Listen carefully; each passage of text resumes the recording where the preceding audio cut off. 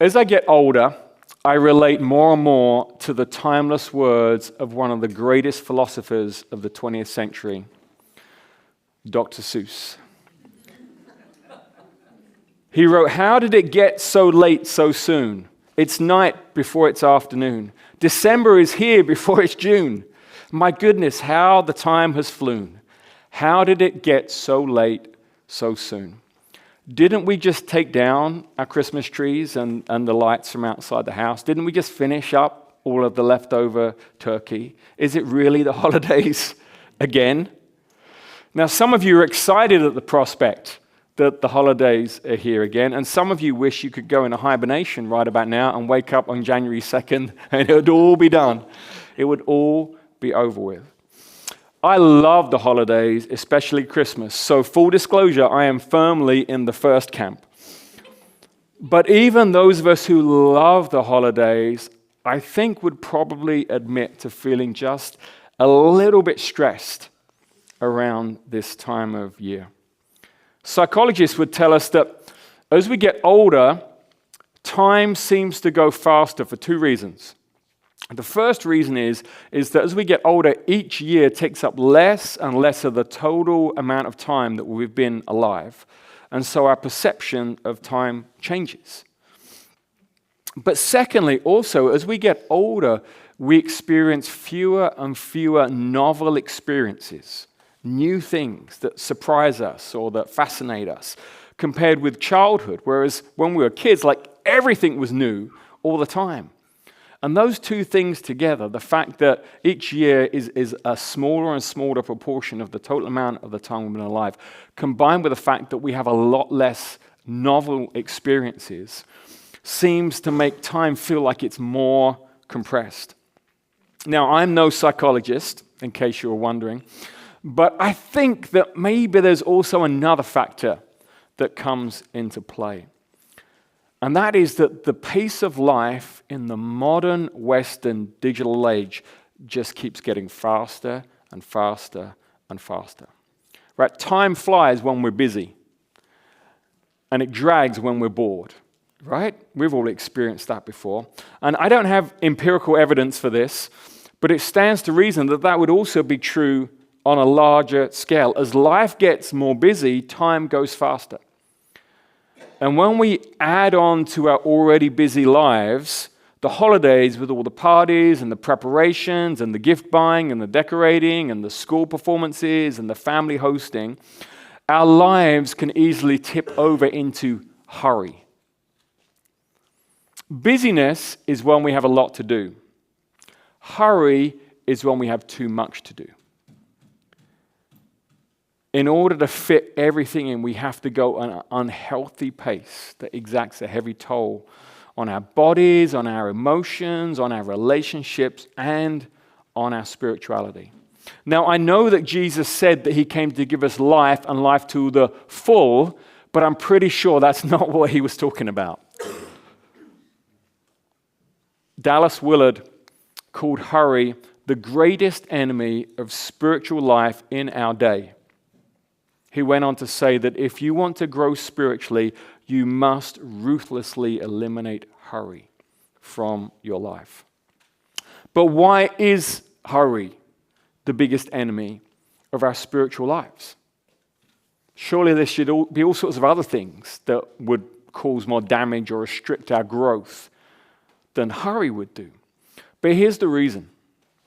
The reason is the goal of our spiritual lives, in fact, actually, the goal of life as a whole, if you subscribe to the teachings of Jesus, is love.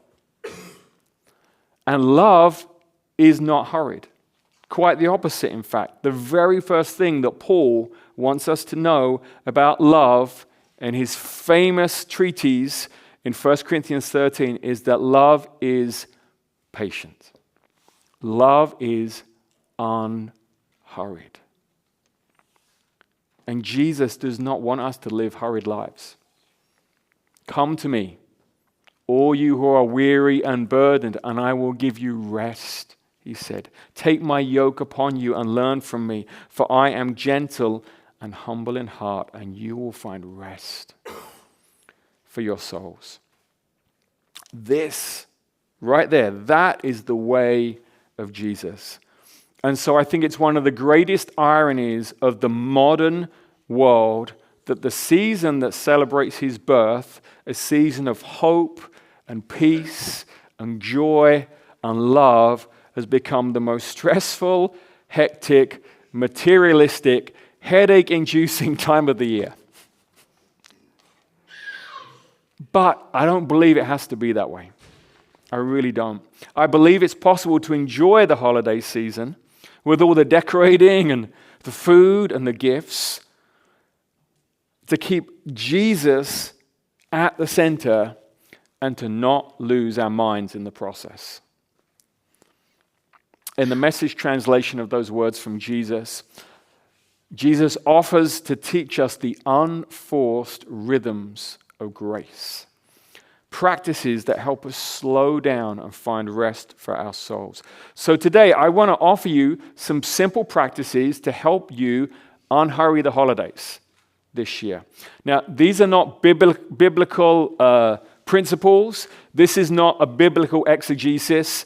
You're not going to need to open your Bible a whole bunch today, you guys.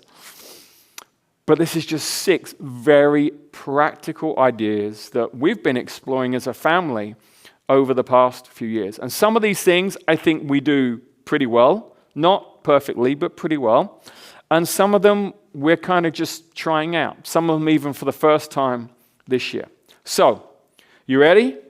Here goes. Suggestion number 1 is start early.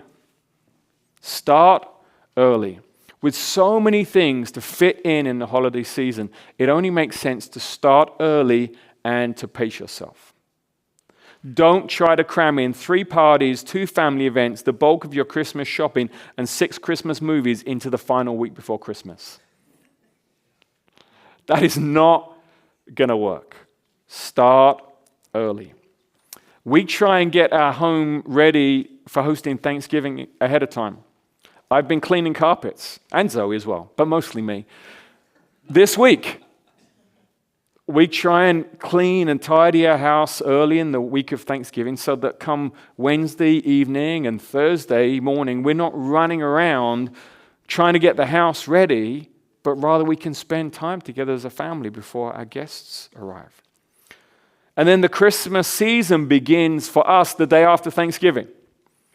We jump in the car, put on some Michael Bublé, and we go pick our Christmas tree.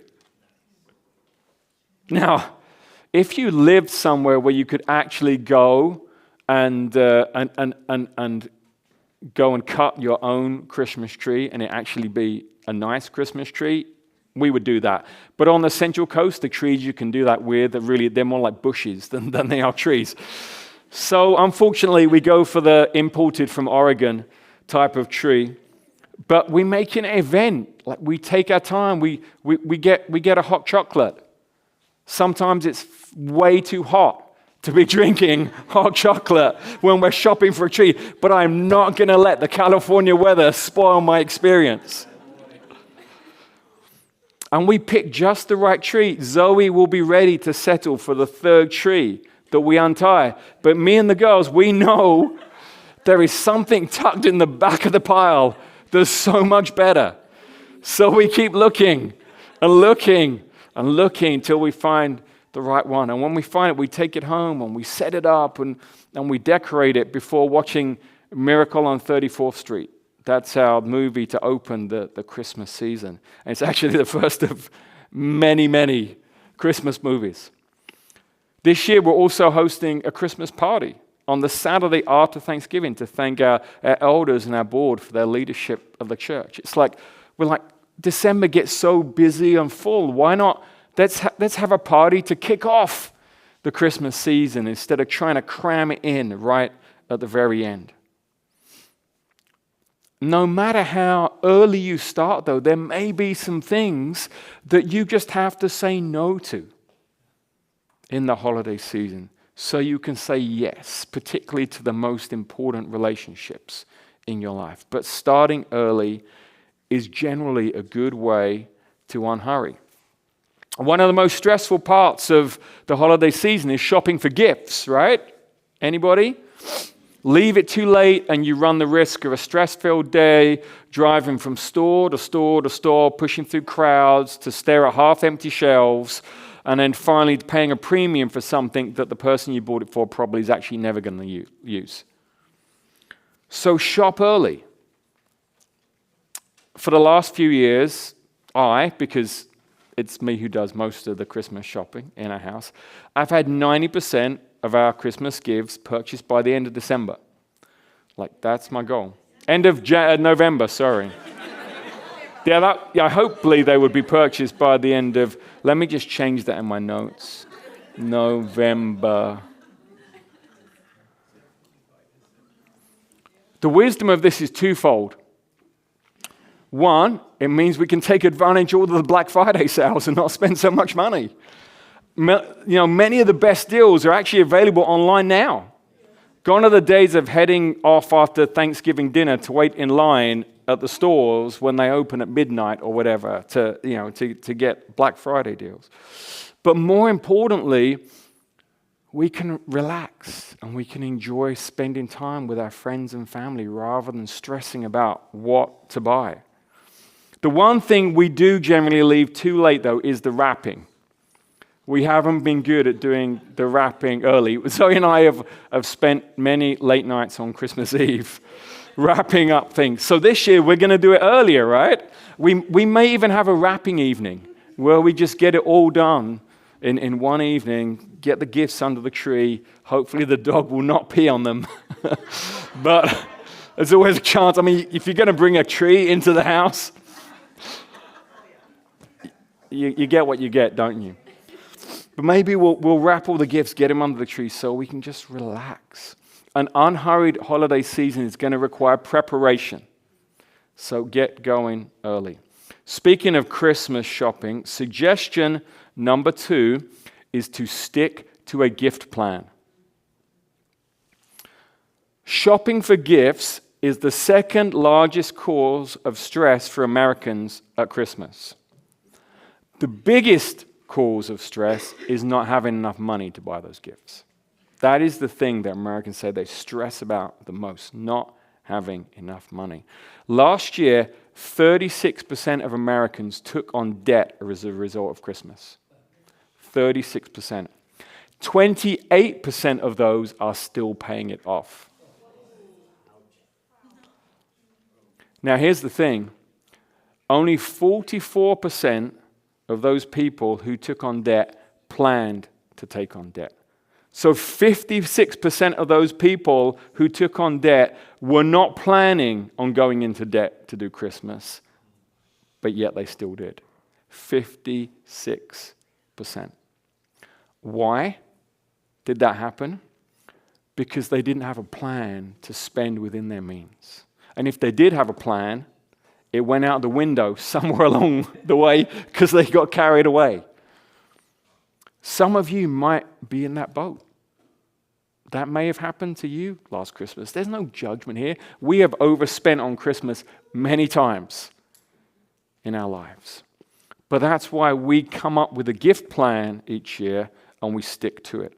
And the simplest plan that you can have is called a budget.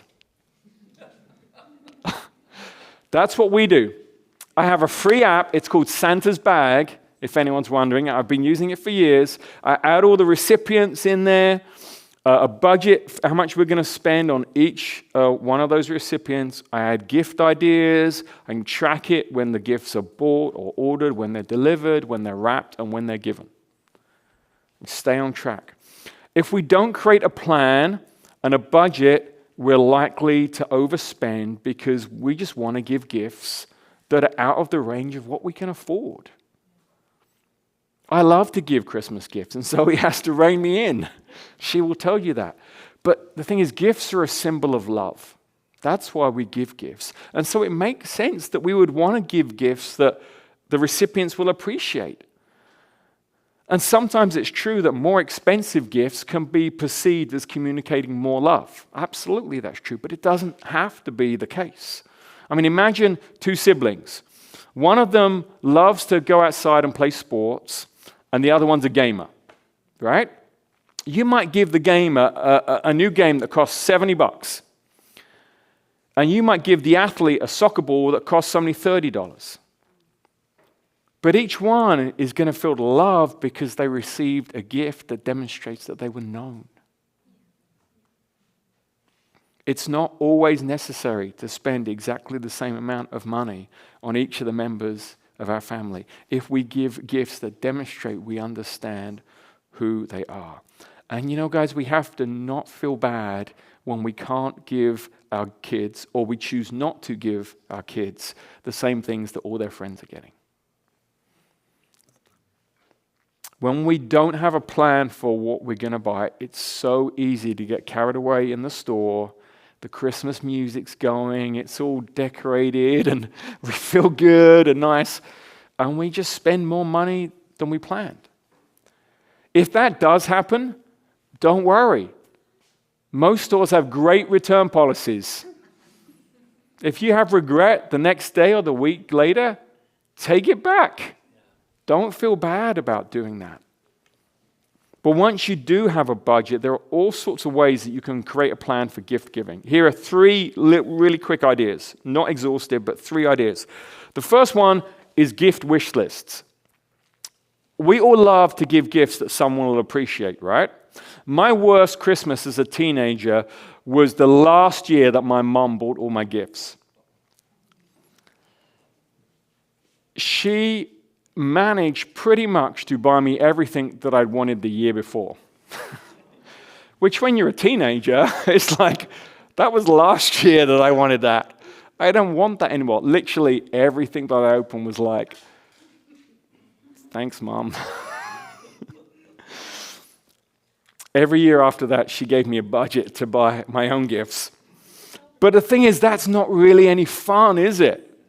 And then the others don't get the joy of actually buying you a gift. Plus, it's kind of boring knowing everything that's waiting for you under the tree on Christmas morning. So what we've tried to kind of do as a family is we create gift wish list notes on our phones that we share with one another. And it doesn't just have to be for Christmas. It can be for all year round.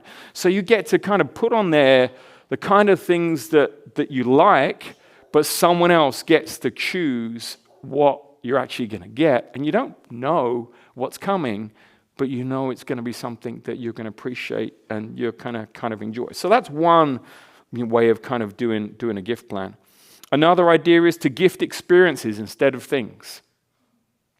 Psychologists tell us that children in particular, they remember moments in time when their interests are taken into account far longer than they do any physical gift. So tickets to a concert or a sporting event or a show, a weekend getaway, classes like cooking classes or art classes or something like that.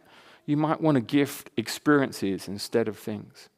And then the third idea that maybe some of you guys have done before is want, need, wear, read. Anyone done that before? A couple of you guys? I know you guys have. You just give a gift to someone. That everyone gets 4 gifts, each from that category. They get something that they want, they get something that they need, they get something that they're going to wear, and they get something to read. Whatever you choose to do, though, whatever your plan is, I'd humbly suggest that we buy less crap.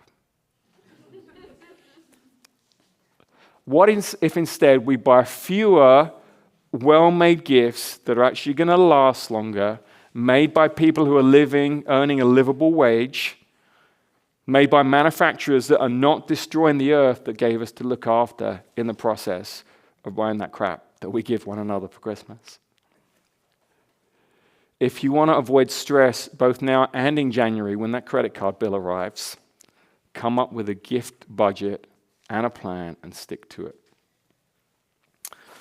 You know, Christmas has become the low point of the year in an overly materialistic society. And so a key way to redress the balance is suggestion number 3.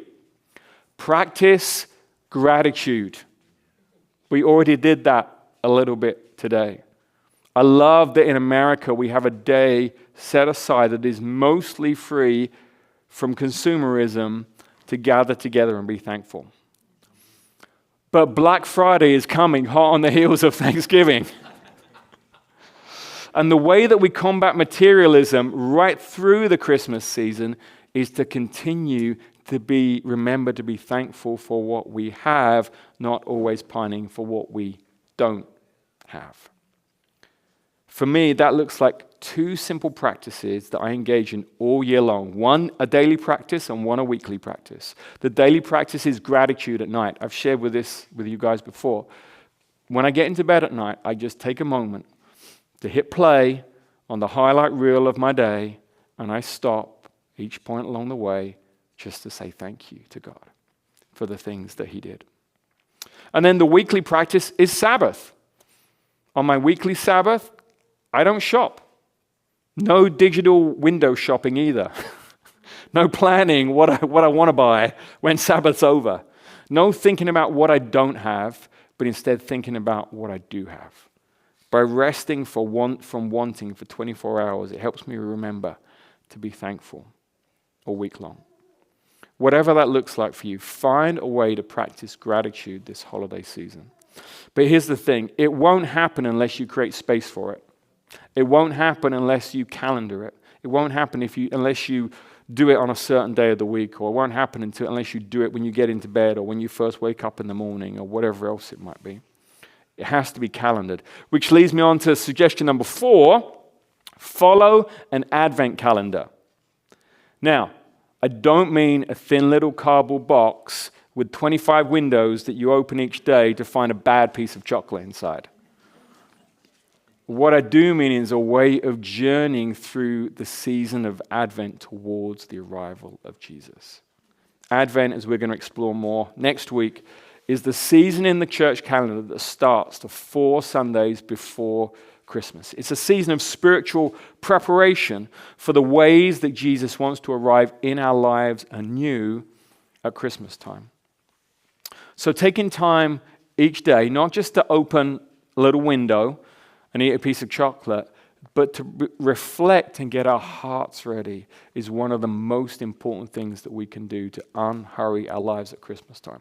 And there are tons and tons of resources that you can use to help you do that. There are many, many Advent devotional books that you can go through. You can sign up to receive emails from all sorts of different websites each day or week from all sorts of different websites. Practice in the Way has one in particular. If you go to their website, you can sign up for the Advent devotional emails. But this year, what I'm doing is I am journeying through this devotional book that just came out this year. It's called Waiting for Jesus by Rich Villodas.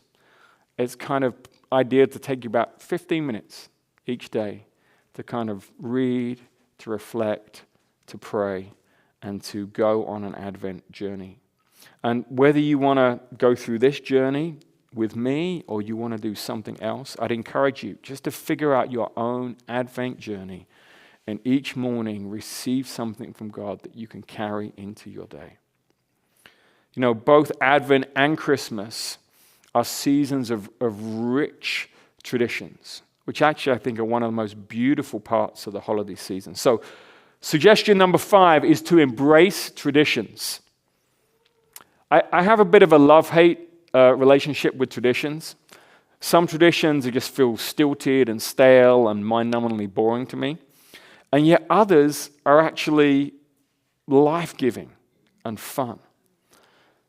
But I think around the holidays, tradition really comes into its own. Whether it's doing something that people have been actually doing for hundreds of years, like decorating their homes or putting on nativity plays, or something that your family just started doing 3 years ago. Traditions are a big part of the fun of the holidays. And traditions are important because typically traditions don't revolve around work or shopping. They revolve around people. They revolve around the people who are closest to you. When we make room for traditions, we're making room for those people and for those relationships. We're setting aside our to-do lists and we're being present with one another.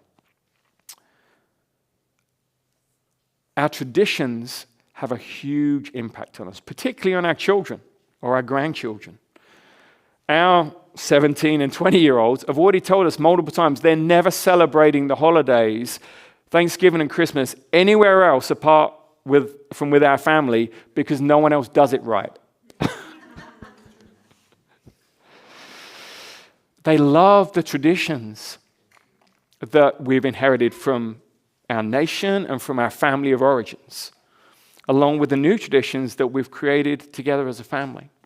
I told you about some of our kind of early Christmas traditions, but on Christmas Eve, we'll go to church and we'll have a nice meal, and then on Christmas morning, we'll wake up, we'll open stocking gifts in our bed all together, we'll eat cinnamon rolls, we'll FaceTime our families in England, we'll watch a classic animated British Christmas movie called Arthur Christmas.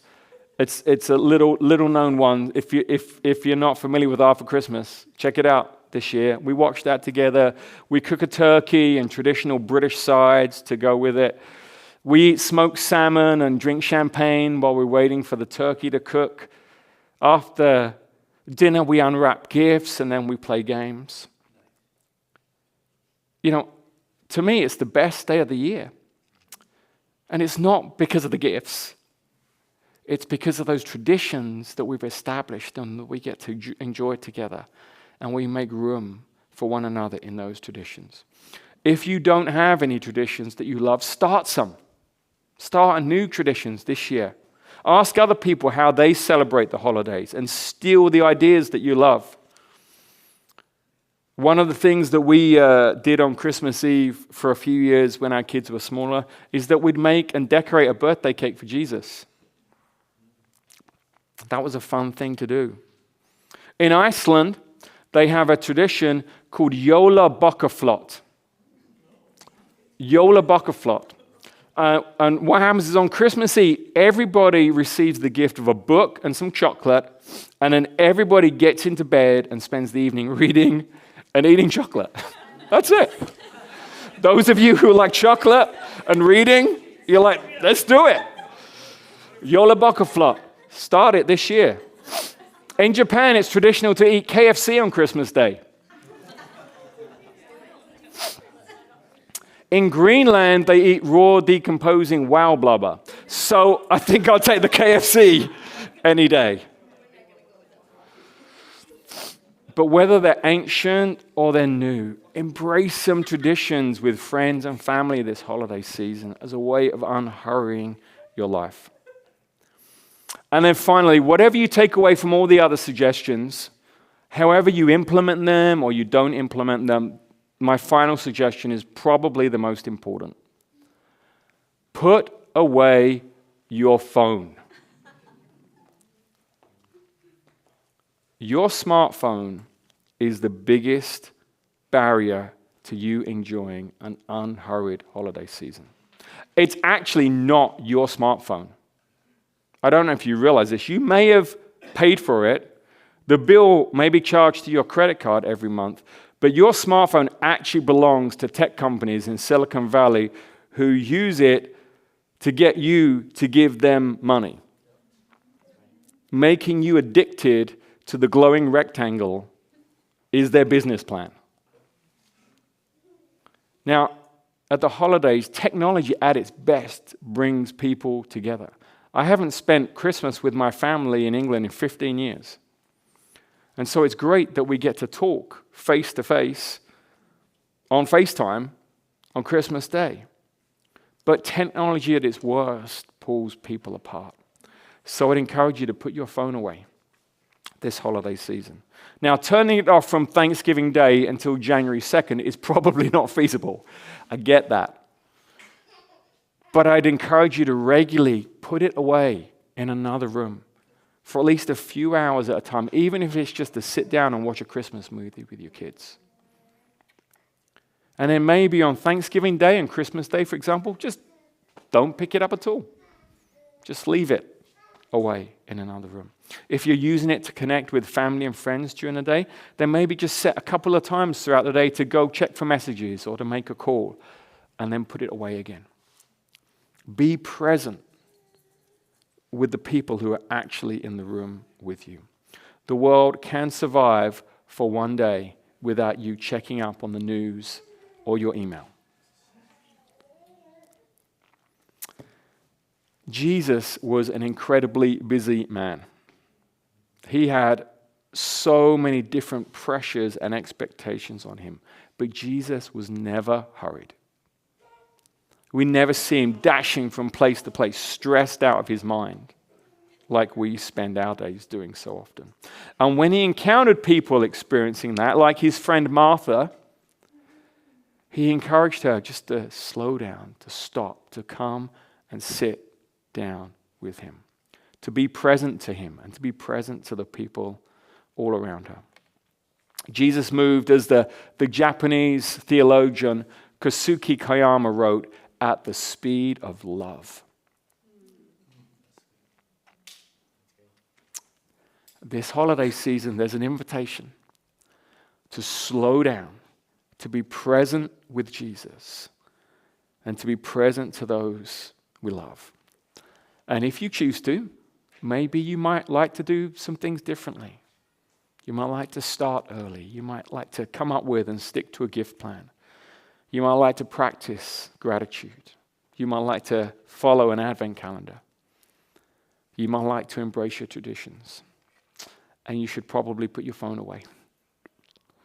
And maybe we can experience this season of hope and peace and joy and love at a slightly less hurried pace. Let's pray.